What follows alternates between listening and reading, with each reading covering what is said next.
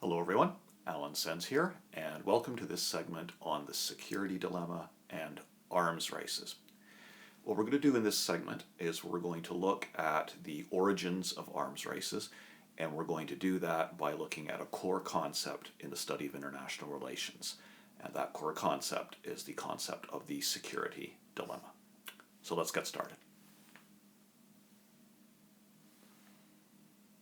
Here are our learning objectives for this segment. By the time we're done, you should be able to describe the security dilemma and how it works.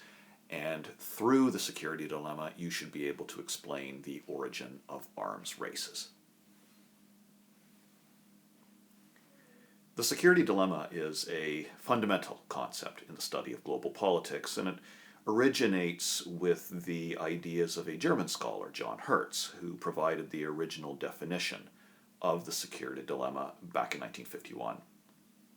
His definition, a structural notion in which the self-help attempts of states to look after their security needs tend, regardless of intention, to lead to rising insecurity for others as each interprets its own measures as defensive and measures of others as potentially threatening.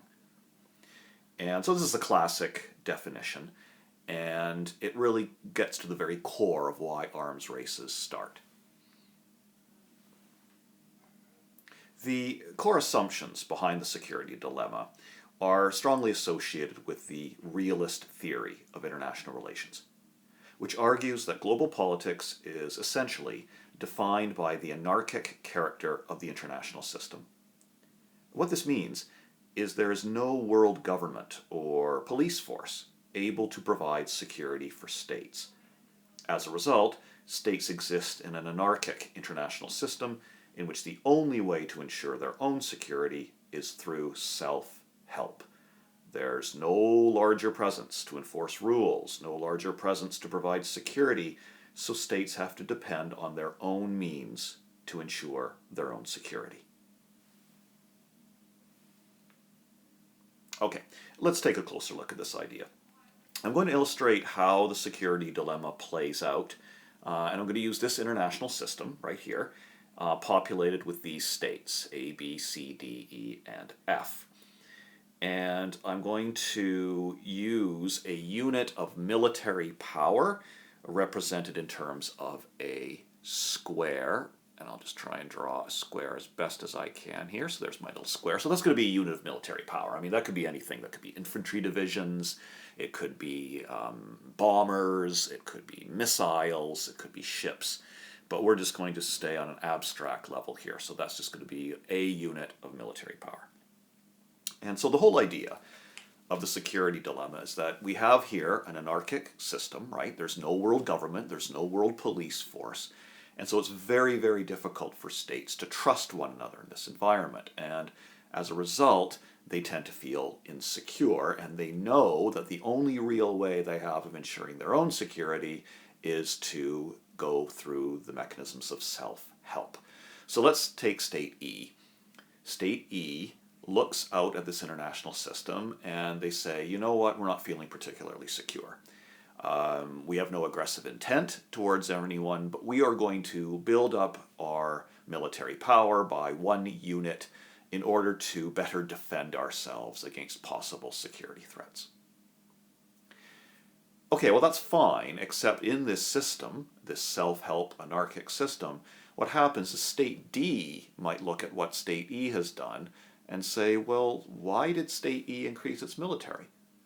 I mean, surely they know that we have no aggressive intent towards them, so if they're building up their military, they must be building up for a reason. Maybe they're actually planning to attack us here in State D. So we have to ensure our own security. It's a self-help world. No one's going to protect us, so we have to protect ourselves. So we better build up our own military in order to ensure that we're secure with respect to State E. Now State E then looks back at what State D has done and asks, well, why did they do that? I mean, surely they know we have no aggressive intent towards them, and we were just increasing the size of our military to defend ourselves, to be more secure, but then they went and increased the size of their own military. Maybe they're actually planning to attack us, or they have perhaps aggressive intent toward us. So we better take care of our own security and ensure our own security. And so State E builds some more military power. Then State D looks at that and goes, well, why did State E do that? Look what they've done. We increased our military just to match theirs so we could be secure, but then they went and increased their military. So we better do the same. And then State E looks back at State D and says something like, you see, look what they just did. We increased our military just to defend ourselves. They increased their military, so they must be planning something. We better make sure we can defend ourselves against State D. And then State D looks back at State E and goes, well, look, there's proof now, absolute proof that they have hostile intent towards us. We increase our military to defend ourselves. They keep increasing their military, so they must be planning something. And so on. And so on. With each state going, oh, look at that. Oh, we see what they've done. Oh, look what they're doing. And oh, they're enemies. And pretty soon, this is what you have happen. And this, of course, is an arms race. An arms race is a particularly virulent form of the security dilemma. It's what happens when the security dilemma gets out of control. Now we have an arms race between State D and State E. And the reason it's called the security dilemma is because how more secure now are State E and State D? I mean, arguably they're no more secure than they were before the arms race began.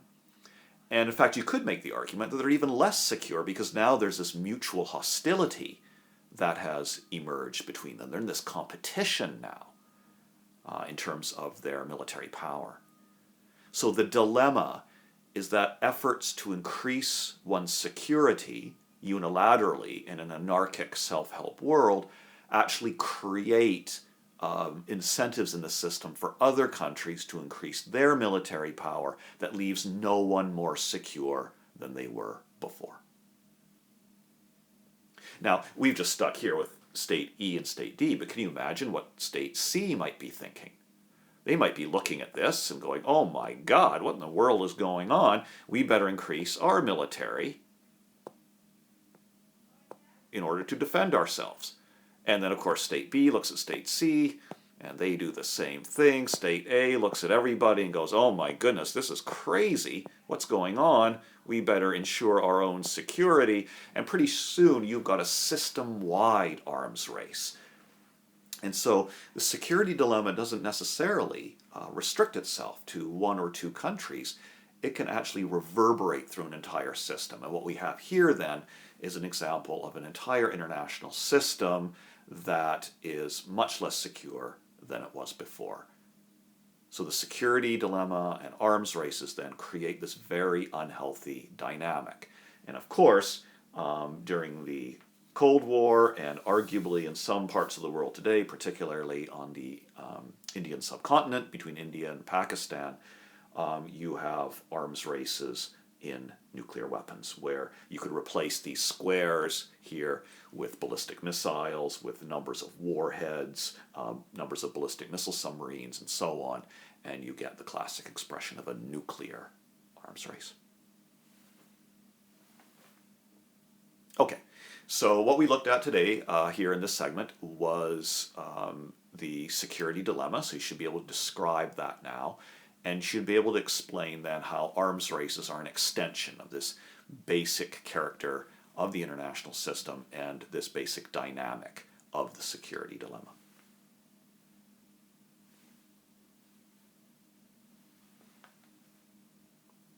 Okay, so that's the security dilemma, and that's how arms races start. What we're going to do is we're going to build on this in class and talk about arms races, specifically nuclear arms races, in the Cold War context and in the contemporary context. I hope you enjoyed the video. We'll see you again soon.